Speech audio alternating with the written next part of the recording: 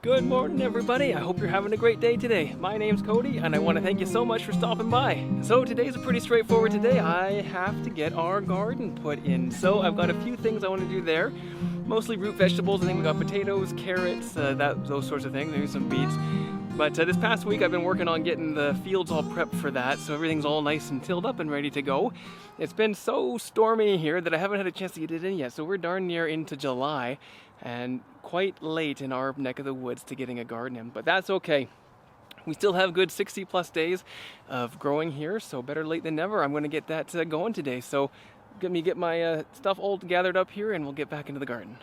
Now what do we have here? Do you guys see that? Let me see if I can't get a little bit closer. Okay, there we go. This is a baby great horned owl. We have a family that nests here every year, and they always give us 2 or 3 little fuzzy baby chicks, which I love these guys. They are just absolutely stunning. They do great for keeping the pest population down, the gophers and stuff like that, so they're a really welcome addition to the wildlife that calls here home. Last week I did get hit in the face by one of the mamas just because I got maybe a little bit too close. But you know what? That's okay. It's one of those things where we share this land with the wildlife here, and I'm happy to do that. This little guy right now is just a fledgling, so he's learning how to fly, and it looks like the lessons didn't go all that well today. So he's bunkered down in the corner here just to get out of the elements and to stay safe. I know Mom and Dad are in the trees watching me, and I'm always watching over my shoulder too, because I've been hit by these guys a few times and I don't want to get hit again. But I just thought I'd give you a closer look at this little baby owl here, and if you can hear him clacking, yeah, right there, that basically is a warning sound. So they're also communicating to Mama and Dad that, you know, I'm here and I don't feel that safe. So typically when you hear that sound, like I say, it's a warning call. So just give them their space, back off, leave them alone. This little guy is perfectly fine down here, and Mom and Dad are watching him closely. So if there was a real threat, say a coyote or a dog or something like that, Mom and Dad would be here in a heartbeat. So this little guy, I just caught him snoozing out here on the ground. I'm gonna leave him alone, give him his space, but I just thought I'd share with you just how stinking adorable these guys are. I just put this little gate up here so he has a lot more protection there. He's out of the sun, he's way harder to see if there's any predators nearby, and he can just hang out here until his parents come and get him. Here we go. So the one on the right is another baby. The one on the left, I'm not too sure if that's Mom or Dad, but they are keeping a close eye on us for sure. So like I say, I don't want to stress them out too much. I don't want to freak them out. I'm going to give them lots of space, but I just absolutely love these guys. They're one of my favorite wild animals here that we share on the farm. We are out in the field now. So like I say, last week it was crazy stormy with the wind and the rain, but this week it's nice and calm. So the other day I was able to get everything all tilled up, which makes it a lot easier to plant into. First thing we're gonna get in the ground today is potatoes. Now I know potatoes can kind of be mystifying for a lot of people, but don't worry, they're super straightforward. If I can do it, anyone can do it. So when we're planting potatoes, we start off with the seed potato. Now you've probably seen these in your cupboard at home. When you buy a potato from the store, it gets all these long shoots on there. Now this is actually the potato plant trying to grow a new plant in your cupboard. A lot of the times the potatoes you buy at the store, they're covered in like an anti-sprout coating, which tries to prevent this. So you might not be able to plant the potatoes you have in your pantry, but they're trying to prevent this from happening. And you'll also notice the potatoes are quite squishy too. The potato is just basically a store of energy that it uses to propagate the next generation of potato. So all the energy that's stored up in this potato is trying to get into these shoots, which ultimately will become your new potato plant. So when you're going to plant your potato, you can just put this whole thing right into the ground if you wanted to. That's more than okay. Or alternatively, if you want to get more out of it, you can try to divide them in such a way so that there's about 2 to 3 eyes per cutting. And I'll show you what I mean here. Let me just get my knife out of my pocket. There we go. So you can see each one of these shoots represents 1 eye. Now what you can do to maximize your potential harvest is to split them so that you get more potatoes. So you're trying to get about 2 to 3 eyes per cutting. I hope that makes sense. And I'll show you what I mean. So I'm going to take my knife here, find a good spot, and just wiggle it down this way. Right down the middle there. Not to cut my hand. My hand won't regenerate a new plant, so let's not cut that. And like you see, right down the middle there, this one's got 4 eyes and this one's got 4 eyes. So there you go. This is now perfectly fine for 2 separate plants. And I could realistically do that again and probably get 4 plants out of this 1 potato. That's perfectly fine to do. They're your potatoes, do what you want with them, right? And I've always had success with them for doing that here. That's pretty much it. So once this is done, some people like to let them dry out. You can do that too if you want. I've never done that. You know, our climate here is so hot and dry in the summers anyway that it's never really mattered that much for us. If you have more of a wet or moist or humid climate, maybe letting them dry out and callus over might prevent them from rotting, so give that a thought when you're doing it. But for me here, this is perfectly fine to go right into the ground, and we're good to go. So I'm gonna get these guys all bucked up here into their individual seed and get them planted. There we go, potatoes are all cut up and ready to go. You can typically double your potato, your seed potato, if you do the cuts right. And yeah, it's a great way to increase your harvest at the end of the day. So like I say, 2 to 3 eyes is optimal. I'm gonna get these guys laid out and then we'll go from there.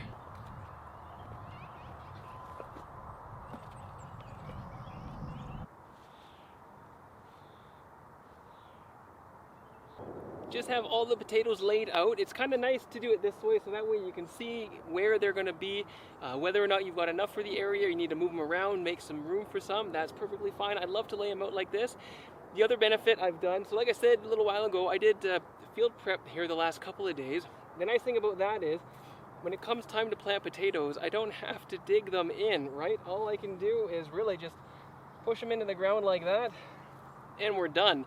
So that makes this process super, super quick. So all I'm gonna do is just push these guys in and move along. So let's get back to it.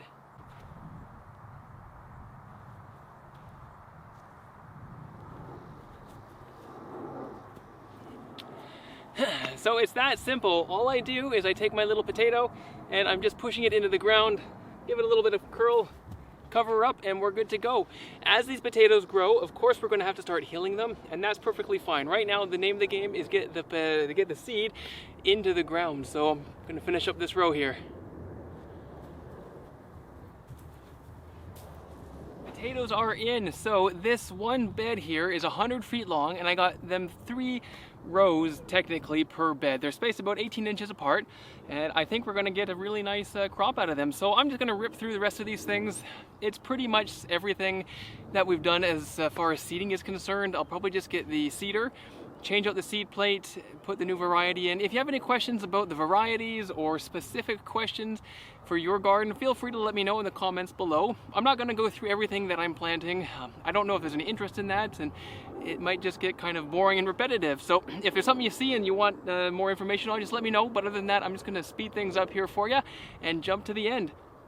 But it's funny, you know, it's about 18 degrees Celsius out right now, and I am dying of heat here.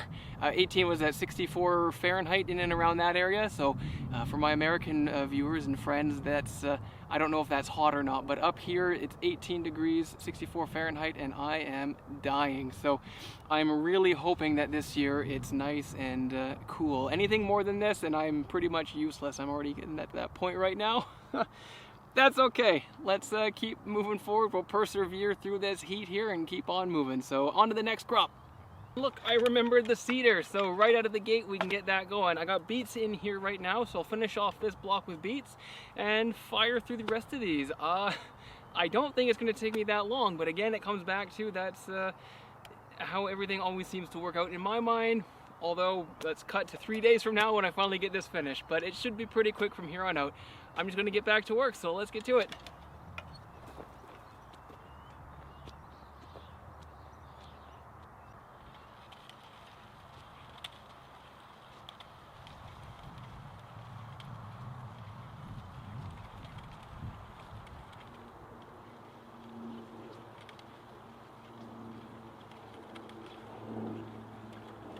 Just back at the truck doing a quick seed fill up. So what we're doing here, a lot of it is for our own use, but then we also do some of the heirloom seed sales. We did a lot of that this spring, which went well. And this is just putting the seed back out in the field so we can grow a new crop, and then that way we can get next year's seed off of this. So A lot of it is just making sure that we keep good notes. So I've got my smartphone out and keeping good track of everything there. In a smaller garden, you could stake out each row and have the row markers delineate which varieties you've got, but a smartphone app is great. Just a notepad is also really good. So next thing we're doing here is sugar snap peas. I just got 2 rows of tall variety peas, but these sugar snaps are one of my favorites. It's a real treat for any summer garden, absolutely. Gonna get them into the hopper here and out into the field, so that way we can have peas all summer long, but as well as some nice homegrown heirloom seed as well. So our seed goes straight into the hopper here. Just like that. You can see it in there. It'll get picked up by this little disc here as I push this front wheel, plant it right into the ground, and we're good to go. So let's get this thing in the ground.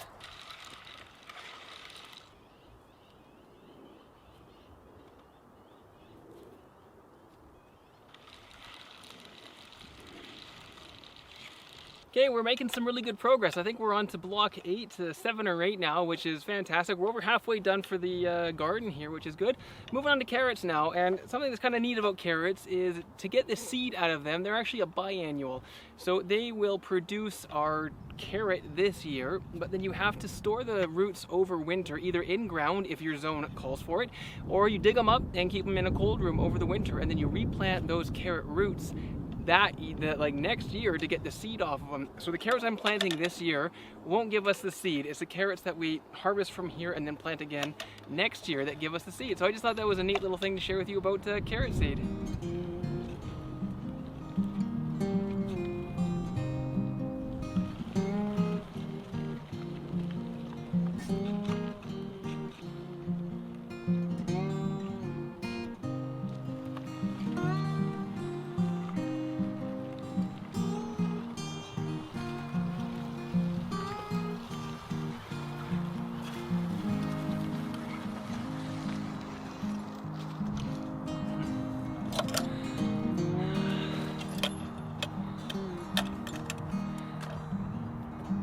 Well, there we go.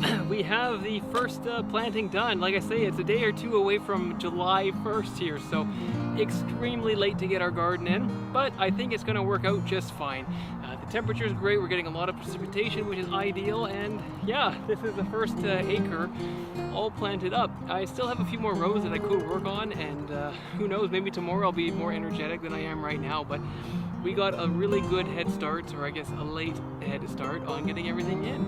It was a great day. You know, it's a little hot out here. I think it's around, like I say, 19 degrees Celsius, 64, 65 Fahrenheit, and I am dying. So I am going to leave the video here. I'm going to go inside, get something cold to drink. But I really want to thank everyone so much for watching.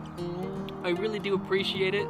Like I say, I don't know why so many of you decide to stick around with me and see what I'm getting up to, but like I say, I do appreciate it. It's a good creative outlet for me to document what I'm doing here out on the farm, and if someone can get some information or enjoyment out of it, then that just makes it all that much more enjoyable for me. So I'm going to leave it there though, but thank you so much for watching, and until next time guys, have a great day. Take care.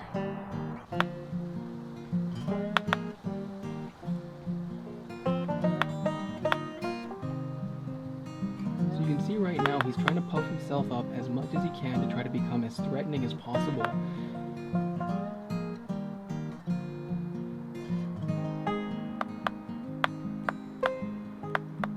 Isn't he just a beauty? Look